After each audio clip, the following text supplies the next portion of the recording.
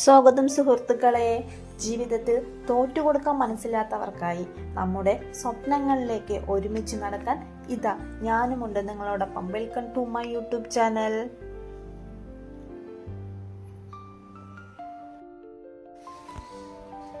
നമ്മൾക്കൊരു lunch box recipe ഉണ്ടാക്കണം, ഒരു സ്നാക്സ് ബോക്സ് റെസിപ്പി കൂടെ ഉണ്ടാക്കണം കേട്ടോ. അപ്പോൾ അതിന് വേണ്ടി ലഞ്ച് ബോക്സിന് വേണ്ടി ഞാൻ സിമ്പിൾ മെത്തേഡിലുള്ള ബിരിയാണിയാണ് ഉണ്ടാക്കുന്നത്. ബിരിയാണി നമ്മൾ നോർമൽ റൈസില്ല, പൊന്നി റൈസ് വെച്ചിട്ടുള്ള, നമ്മുടെ കോയമ്പത്തൂരിൽ പൊന്നി റൈസ് വെച്ചിട്ടുള്ള ബിരിയാണിയാണ് ഞാൻ ഉണ്ടാക്കുന്നത്.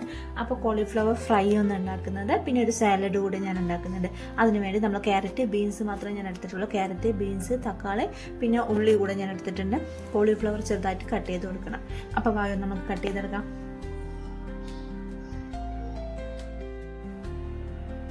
നമ്മളൊരു 3/4 മണി നേരം അരി കുതിരാൻ വെച്ചിട്ടുണ്ട് കേട്ടോ.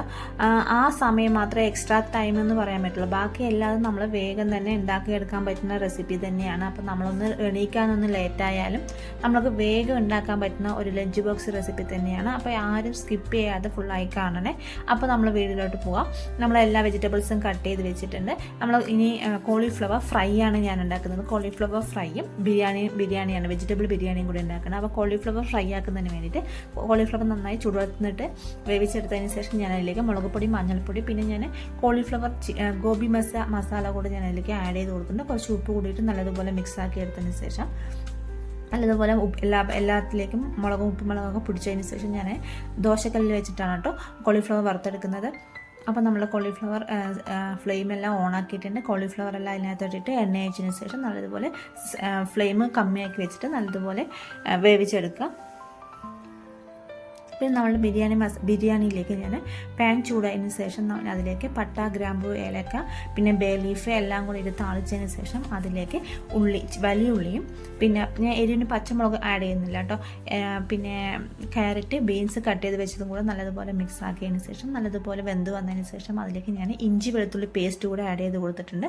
അതിലേക്ക് നമ്മൾ 2 തക്കാളിയുടെ പേസ്റ്റ് ആക്കിയതാണ്. അതും കൂടെ ഇട്ട് നല്ലതുപോലെ വഴറ്റിയെടുത്തതിന് ശേഷം അതിലേക്കുള്ള മസാല എന്ന് വെച്ചാൽ 1 സ്പൂൺ കാശ്മീരി ചില്ലി പൗഡറും 1 സ്പൂൺ ഗരം മസാലയും മാത്രമേ ഞാൻ ആഡ് ചെയ്ത് കൊടുക്കുന്നുള്ളൂ. വേറെ എക്സ്ട്രാ സ്പൈസസ് ഒന്നും ആഡ് ചെയ്ത് കൊടുക്കുന്നില്ല. അതിൻ്റെ എല്ലാം പച്ചമണം പോയതിന് ശേഷം ഞാൻ അതിലേക്ക് 1.25 ടീസ്പൂണോളം തൈര് ആഡ് ചെയ്ത് കൊടുക്കുന്നുണ്ട്. അങ്ങനെ അതൊന്ന് മൂത്ത് വന്നതിന് ശേഷം നമ്മൾ അതിൻ്റെ പച്ചമണം എല്ലാം പോയതിന് ശേഷം ഞാൻ അതിലേക്ക് അരിയാണ് കേട്ടോ. അരിയിട്ട് നല്ലതുപോലെ ജസ്റ്റ് ഒന്ന് വഴറ്റിയെടുക്കുകയാണ്. അപ്പോൾ അതിന് ശേഷം അതിലേക്ക് നമ്മൾ 1 പാത്രം ആയിരിക്കും 2 പാത്രം വെള്ളം എന്നുള്ള കണക്കിലാണ് എടുക്കുന്നത് കേട്ടോ.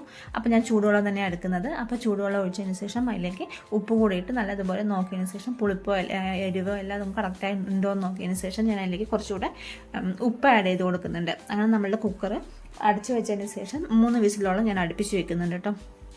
അപ്പോൾ നമ്മുടെ സാലഡ് റെഡിയാക്കി എടുക്കുന്നതിന് വേണ്ടി ഞാൻ നമ്മുടെ ഗ്രീൻ പീസാണ് എടുത്തിരിക്കുന്നത്. തലേദിവസം കുതിർത്ത് വെച്ച് വേവിച്ചെടുത്ത ഗ്രീൻ പീസാണ്. അതിലേക്ക് നമ്മുടെ സാലഡിന് വേണ്ടി കുക്കുംബർ, അരമുറി കുക്കുംബർ എടുത്തിട്ടുണ്ട്.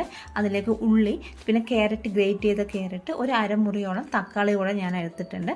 അതിലേക്ക് ഒരു അരമുറിയോളം ലെമൺ ജ്യൂസ് കൂടെ ആഡ് ചെയ്തിട്ട് എരിവിന് ആവശ്യമായി പച്ചമുളക് ഞാൻ ആഡ് ചെയ്ത് കൊടുക്കുന്നില്ല. എരിവിന് ആവശ്യമായിട്ടുള്ള ഒരു അര സ്പൂൺ കുരുമുളക് പൊടിയാണ് ഞാൻ ആഡ് ചെയ്ത് കൊടുക്കുന്നത്. ആവശ്യത്തിനുള്ള ഉപ്പ് കൂടെ ചേർത്ത് നല്ലതുപോലെ മിക്സ് ആക്കി എടുക്കുക. അപ്പം നമ്മളുടെ ഹെൽത്തി ആയിട്ടുള്ള നല്ലൊരു സാലഡ് തന്നെയാണ് കേട്ടോ ഇത്. എല്ലാവർക്കും ഇഷ്ടപ്പെടുന്ന രീതിക്ക്, കുട്ടികൾക്കൊക്കെ നല്ലതുപോലെ ഇഷ്ടപ്പെടുന്ന രീതിക്കുള്ളൊരു സാലഡ് തന്നെയാണ്. അപ്പോൾ എല്ലാവരും മസ്റ്റ് ട്രൈ ചെയ്ത് നോക്കണേ സാലഡ്. അപ്പം നല്ലതുപോലെ മിക്സ് ആക്കി എടുത്തതിന് ശേഷം നമ്മുടെ സാലഡ് റെഡിയായി.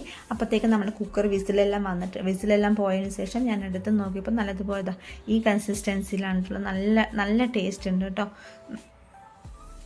അതിലേക്ക് ഞാൻ 2 സ്പൂണോളം നെയ്യ് ആഡ് ചെയ്ത് കൊടുക്കുന്നുണ്ട്. അപ്പോൾ നമ്മളുടെ നെയ്യ് ആഡ് ചെയ്തതിന് ശേഷം നമ്മൾ ലഞ്ച് ബോക്സ് പാക്ക് ചെയ്യാം. സിമ്പിൾ മെത്തേഡിലുള്ള റെസിപ്പിയാണ്. എല്ലാവരും ട്രൈ ചെയ്ത് നോക്കണേ. അപ്പോൾ നമ്മൾ ലഞ്ച് ബോക്സും സ്നാക്സ് ബോക്സും എല്ലാം റെഡിയാക്കി എടുക്കാം. വായോ. നമ്മൾ സപ്പോസ് എങ്ങാനും അരി കുതിരാൻ വെച്ചെന്നില്ല, അങ്ങനെയാണെങ്കിൽ നമ്മൾ 2-3-4 വിസിൽ എക്സ്ട്രാ വെച്ചതിന് ശേഷം പിന്നെ നമ്മൾ എയർ കളഞ്ഞിട്ട് എടുത്തു കഴിഞ്ഞാലും വേഗം ആവാട്ടോ. അതും അങ്ങനെ ഒരു മെത്തേഡിൽ നമ്മളത് ചെയ്യാവുന്നതാണ്. അപ്പോൾ നമ്മുടെ ലഞ്ച് ബോക്സ് എല്ലാം റെഡിയാക്കി. അപ്പോൾ അത് പോകാൻ ടൈമിംഗ് ആയിട്ട് നമ്മൾ ലഞ്ച് ബോക്സിൽ മസ്റ്റായിട്ട് കർച്ചീഫും പിന്നെ സ്പൂണും കൂടെ വെച്ചെടുക്കുന്നത് കമ്പൽസറിയാണ് കേട്ടോ. അപ്പോൾ നമ്മളുടെ ലഞ്ച് ബോക്സ് പാക്ക് ചെയ്തു. അപ്പോൾ എല്ലാവരും മസ്റ്റ് ട്രൈ ചെയ്ത് നോക്കണേ. എല്ലാവർക്കും ഇഷ്ടപ്പെടുമെന്ന് വിചാരിക്കുന്നു. വീഡിയോ സ്കിപ്പ് ചെയ്യാതെ ഫുള്ളായി കാണണേ. പുതുതായി കാണുന്നവരാണെങ്കിൽ സബ്സ്ക്രൈബ് ചെയ്ത് കാണണേ. കാണുന്നവർ മുമ്പ് കണ്ടിട്ടുള്ളവരാണെങ്കിൽ അവർ സബ്സ്ക്രൈബ് ചെയ്യാതെ കാണുന്നവരാണെങ്കിൽ സബ്സ്ക്രൈബ് ചെയ്യണേ. അപ്പോൾ പുതിയൊരു വീഡിയോയിലേക്ക് കാണുന്നത് വരെ ഓക്കെ, ബൈ.